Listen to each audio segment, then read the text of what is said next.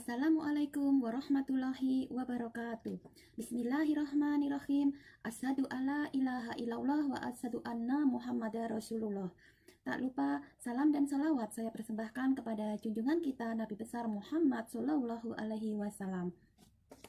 Yang terhormat Bapak Eras Rasidi selaku dosen pengampu pada mata kuliah Pendidikan Agama Islam 3 yang saya cintai, rekan-rekan mahasiswa dan mahasiswi Universitas Pancasakti Bekasi pada khususnya dan semua pemirsa pada umumnya.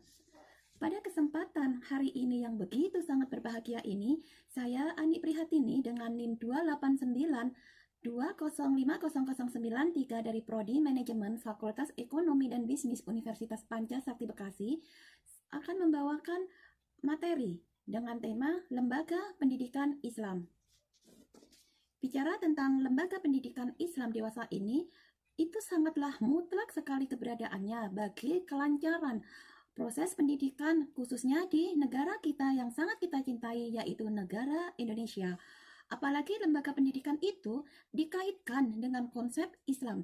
Lembaga pendidikan Islam ini merupakan suatu wadah di mana pendidikan dalam ruang lingkup berkeislaman melaksanakan tugasnya demi tercapainya cita-cita umat Islam di suatu negara. Keluarga, masjid, pondok pesantren, dan madrasah merupakan lembaga-lembaga pendidikan Islam yang mutlak berada di suatu negara secara umum atau kota pada khususnya.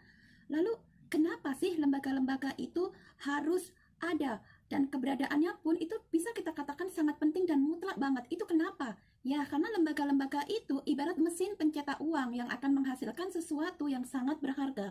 Begitu juga para pencetak sumber daya manusia yang berkualitas dan mantap dalam akidah keislamannya untuk masa yang akan datang bagi generasi-generasi muda sekarang. Pembahasan lembaga pendidikan Islam tidak hanya berhenti pada definisi dan contoh lembaga pendidikan Islam itu saja. Namun, ruang lingkup pembahasan lembaga pendidikan Islam ini tidak lepas daripada apa sih prinsip-prinsip dari lembaga pendidikan Islam ini, lalu apa tantangan lembaga pendidikan Islam ini dalam transformasi sosial dan budaya pada masyarakat. Kalau kita bicara tentang prinsip-prinsip lembaga pendidikan Islam, itu tidak lepas dari satu, prinsip pembebasan manusia dari ancaman kesesatan yang menjerumuskan manusia pada api neraka. Ini bisa dijelaskan dalam Quran surat At-Tahrim 6. Yang kedua, prinsip pembinaan umat manusia menjadi hamba-hamba Allah yang memiliki keselarasan dan keseimbangan hidup bahagia dunia akhirat. Sebagai realisasi cita-cita bagi orang-orang yang beriman dan bertakwa, ini penjelasannya di dalam Quran surat Al-Baqarah 201 dan surat Al-Qasas 77. Yang ketiga, prinsip pembentukan pribadi manusia yang memancarkan sinar keimanan yang kaya dengan ilmu pengetahuan yang satu sama lain saling mengembangkan hidupnya untuk menghambakan diri pada Sang Khalik. Ini bisa dijelaskan di dalam Quran surat Al-Mujadilah ayat 11.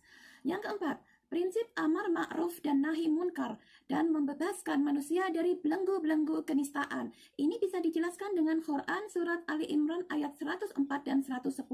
Yang kelima, prinsip pengembangan daya fikir, daya nalar, daya rasa sehingga dapat menciptakan anak didik yang kreatif dan dapat memfungsikan daya cipta, rasa, dan karsanya secara maksimal. Lalu, apa tantangan dari lembaga pendidikan Islam ini dalam transformasi sosial budaya? Pendidikan Islam ini termasuk di dalam masalah sosial, sehingga dalam kelembagaannya tidak lepas dari lembaga-lembaga sosial yang ada di masyarakat. Maksud lembaga sosial di sini adalah suatu bentuk organisasi yang tersusun relatif tetap atas pola-pola tingkah laku, peranan-peranan dan relasi yang terarah dalam memikat individu yang mempunyai otoritas formal dari sanksi hukum guna tercapainya kebutuhan-kebutuhan sosial dasar pada masyarakat.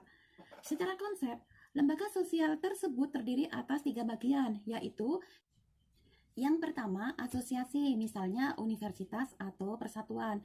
Yang kedua, organisasi khusus, misalnya penjara, rumah sakit, ataupun sekolah.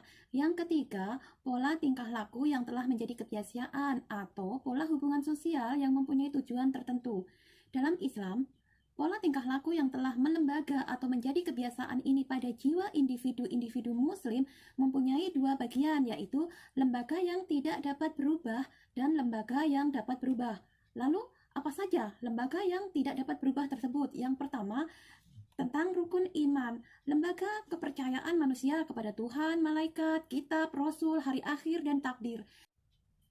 Yang kedua adalah ikrar, tentang keyakinan atau bacaan syahadat, lembaga yang merupakan pernyataan atau kepercayaan manusia.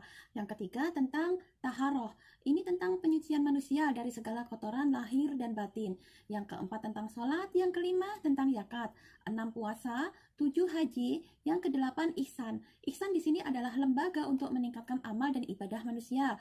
Yang kesembilan adalah ikhlas. Ikhlas adalah lembaga pendidikan rasa dan budi sehingga tercapai suatu kondisi kenikmatan dalam beribadah dan beramal.